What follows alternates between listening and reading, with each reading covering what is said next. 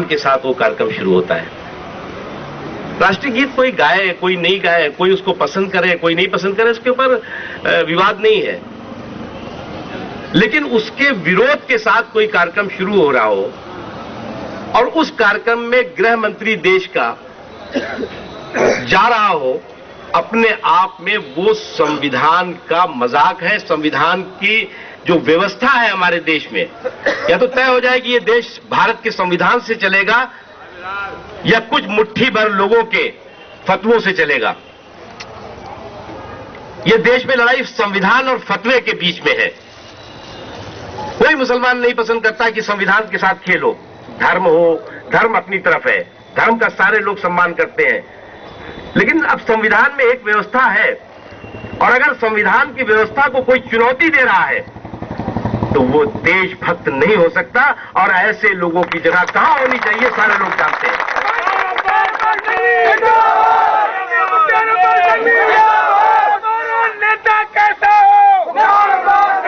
आज देश में संविधान को चुनौती देने वालों को वैधानिकता दी जा रही है।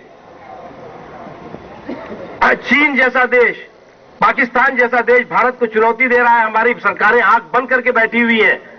देश के अंदर से चुनौती मिल रही है हमारे संविधान को और हमारी सरकार उस चुनौती को वैधानिकता दे रही है, क्योंकि बहुत से वकील यहां बैठे हुए समझ सकते हैं ये बहुत खतरनाक स्थिति है।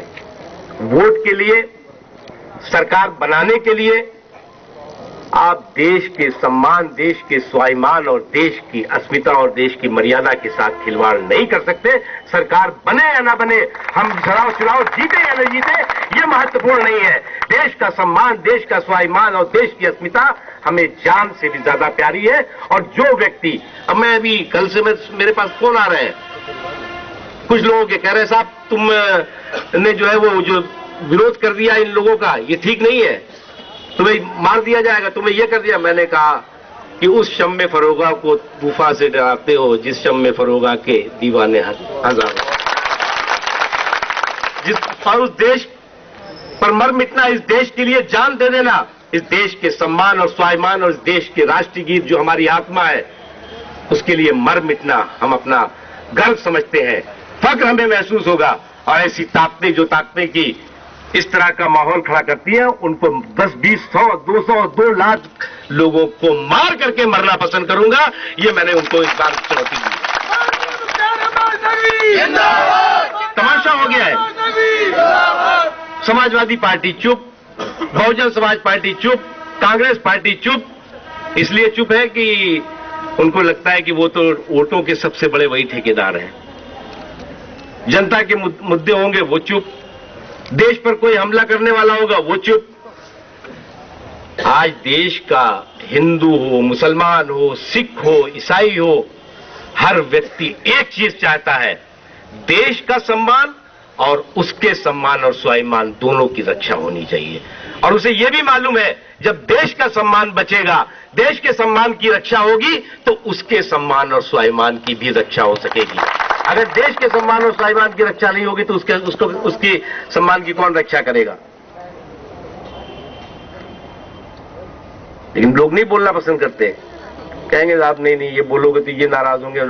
कोई नहीं नाराज होगा, क्यों नाराज होगा भाई? देश में हर व्यक्ति इस मट्टी में पला है, इस मट्टी, उसके शरीर से मट्टी की सुगंध आ रही है, भारत मां की सुगंध है। अगर उस सुगंध से उसको नफरत है तो मुझे लगता है कि वो व्यक्ति कभी भी मुल्क से प्यार नहीं कर रहा है। जिस मट्टी में पैदा हुए, जो मट्टी हमारे शरीर के एक एक रोम से जिसका सुगंध हमें सुनाई महक आ रही है, उस पर हमें शर्म किस बात का? दोस्तों, समय समय पर मेरे रामपुर